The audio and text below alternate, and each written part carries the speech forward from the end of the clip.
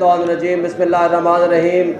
Stage पे बैठने वाले मेरे लीडर्स, मेरे भाई, दोस्तों, वकला, अस्सलाम वालेकुम। मैं नाम इसलिए नहीं ले रहा क्योंकि 1 मिनट मैंने कहा है मैं बात करूंगा, ज़्यादा लंबी बात नहीं करूंगा क्योंकि हमारे लीडर्स बैठे हुए लंबी बात भी करेंगे।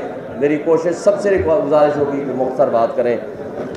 मेरे दोस्तों, आज बहुत सारी बातें आपके सामने आ चुकी हैं।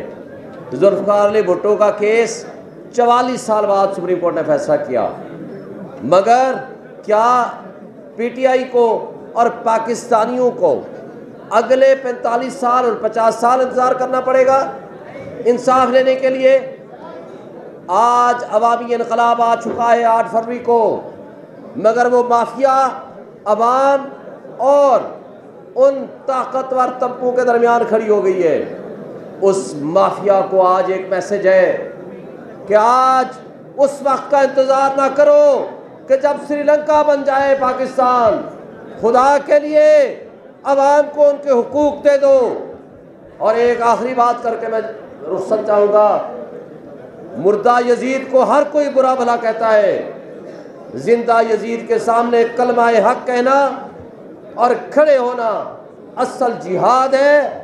और ये है वो कलमा-ए हक जिसकी खातिर आज KPK से लेकर कराची तक पूरी पाकिस्तानी अवाम और कौम खड़ी हो गई है।